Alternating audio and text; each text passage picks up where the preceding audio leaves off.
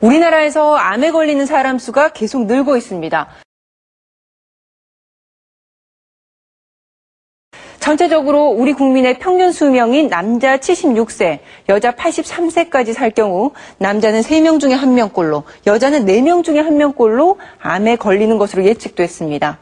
다행인 것은 의료기술이 발전하면서 생존율이 높아지고 있다는 건데요. 암 진단을 받은 뒤에 5년 이상 생존할 확률은 평균 57%로 다시 말해서 암에 걸려도 5년 넘게 사는 사람이 절반을 넘습니다.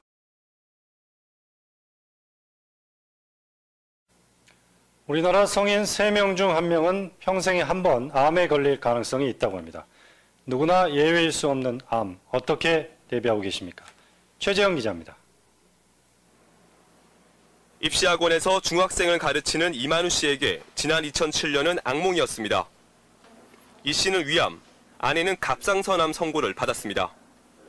암이라는 막연한 공포와 두려움도 컸지만 치료비와 생활비도 적지 않은 부담이었습니다. 하지만 다행히 가입해둔 암보험 덕에 경제적 부담을 덜었고 치료를 무사히 마칠 수 있었습니다. 수술비가 문제가 아니라 완쾌되는 과정에서 일을 못 하잖아요. 그 생활비도 들어가잖아요. 운이 좋았죠. 보험을 들어놓은 게 사실은.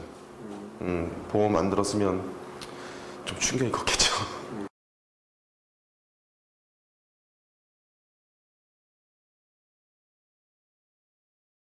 하지만 치료 기술이 발전해 조기에 발견만 하면 이제는 암도 정복할 수 있습니다.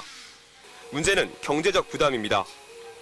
암 치료에 들어가는 비용은 평균 2,947만 원, 한국인에게 가장 흔한 위암의 경우 평균 7천만 원이 넘게 듭니다.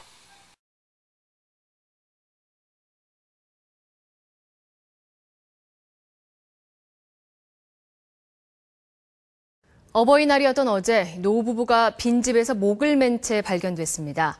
지병을 앓고 있던 부부가 더 이상 부담을 안길 수 없다며 아들 내외와 손자들을 여행 보낸 뒤 가슴 아픈 선택을 한 겁니다. 이남호 기자입니다. 오래전부터 정신질환이 있었던 전 씨는 지난해부터는 치매까지 알아왔고 부인 노모 씨는 7개월 전에 암 수술을 받고 투병 중이었습니다. 아들 내외에게 남긴 유서에는 그간 고맙고 미안했다. 짐이 될까 두려워 세상을 떠난다고 적혀 있었고 친척들에게도 우리 자식들 고생했는데 잘 도와주라는 글을 남겼습니다.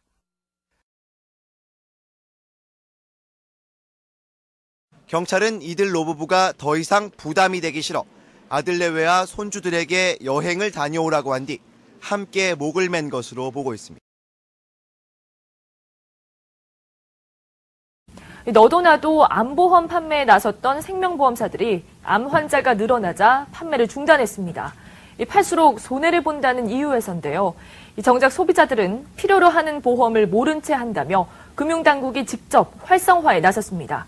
김수희 기자의 보도입니다. 암보험에 대한 수요는 늘고 있지만 암보험을 판매하는 보험사는 보기 힘들어졌습니다. 지난 2003년 전체 생보사들 중 16개사가 보험료가 그대로 유지되는 비갱신형 암 전용 보험을 판매했지만 올해는 9개사로 줄었습니다. 암 환자가 늘고 비용이 많이 들어 손해가 커졌다는 이유에서입니다.